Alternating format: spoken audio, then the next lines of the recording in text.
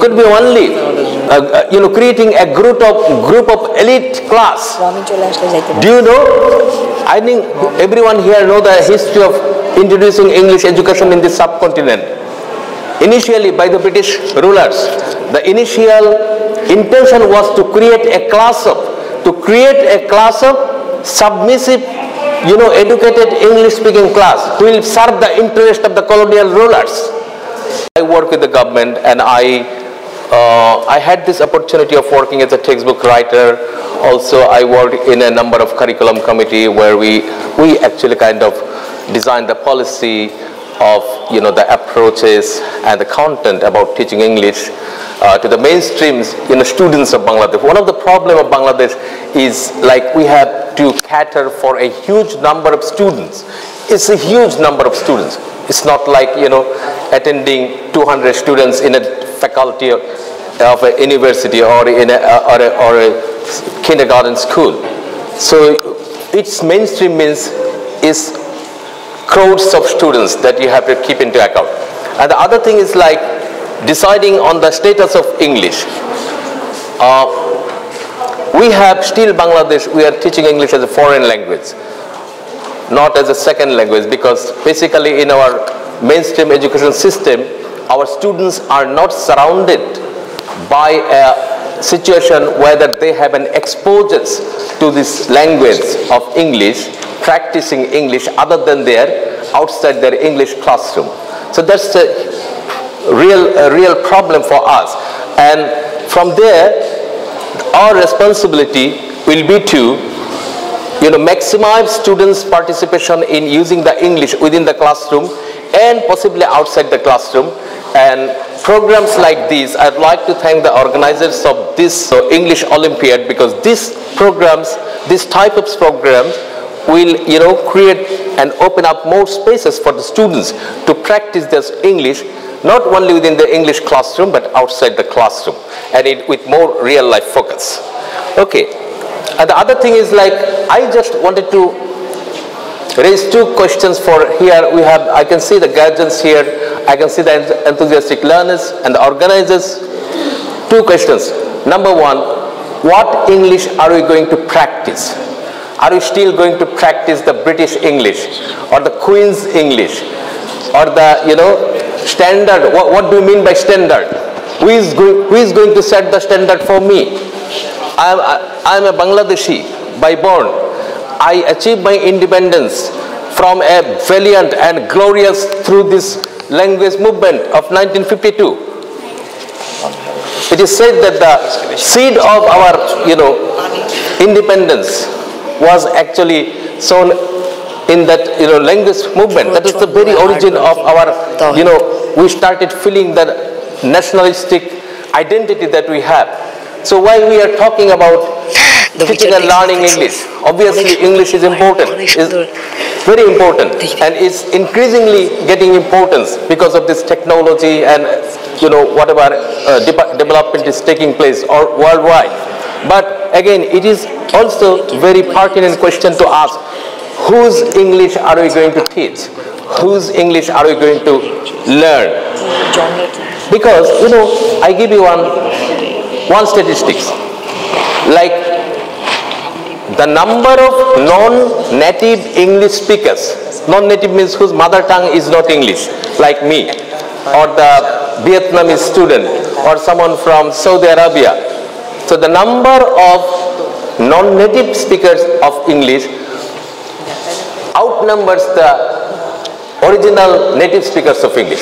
So English is no more the language of the English or the Americans. It is owned by me. It is owned by you. So I'd like to encourage you and motivate you to try and learn English, practice English, and more importantly, own your English and be proud of your English. Like the black Americans, they are proud of. They are not going to speak the same English as their white counterparts. They deliberately, they keep their own, they say, this is my originality. This is my identity. So we may have, you may have talked about one variety called the Indian English. We don't have any Bangladeshi English variety, but it is emerging. It will be emerging because And if you look at the world English literature now, have you noticed the increasing and overpowering presence of the non-native writers like Arundhati Roy or Jhumpa Lahiri or Bikram Sheth, is Ben Okri. So they're coming from Nigeria, from Singapore, from India, from Pakistan.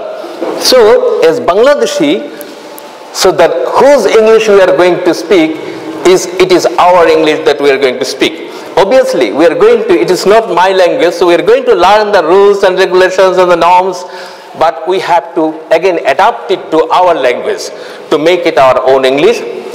Only in this way, English will be something that will be helpful for our development. Remember, otherwise we have to be very careful, because English could be also a device for divide. It could be only a device to belong to, creating a group of elite class. Do you know? I think everyone here know the history of introducing English education in this subcontinent. Initially by the British rulers, the initial intention was to create a class of submissive, educated English-speaking class who will serve the interest of the colonial rulers. Now we have a different reality now. We are in an independent country. We are the citizen of an independent country. So the English that we are going to learn should be able to help us contribute to take part in the development agenda of our country, and locally and globally. So with that one thing, and then the next question is, so what English we are going to, so we need to develop our, the other thing is like why we need to. So far we have been talking and listening that, okay, if we learn English, if you know English, we are going to receive all the knowledge from outside world, because everything, book of knowledge are written in English. So now I was asking some people the other day, maybe this generation, it is our time also to give the world through this English. So I am talking about that English through which we are not only getting an exposure to the outside world, like if you see, most of the world-class literature are being presented to us in terms of English translation. So we are reading their work. We are reading the work of Borges. We are reading the work of Neruda or Kafka. But how about our own literature? So maybe it is also time that we learn the English to present our heritage, to present our literature, to present our glorious history to the outside world, to this English. So maybe this is how we rethink about the purpose of the English that we are going to, practice and develop. So these two important questions I just like to leave, and thank these organizers for organizing this wonderful competition.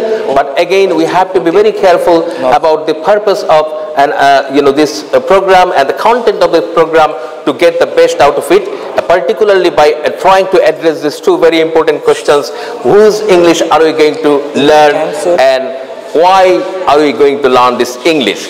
And in this way, we'll be able to, develop our students so that they can actively take part in the development agenda of the 21st century. And then they can really come up with competent, critical, creative, collaborative, and communicatively competent, citizens of the 21st century. So with that, and I'd like to thank the organizers again for inviting me to be here and speak a few words and sharing my thoughts with you. Thank you again. Goodbye.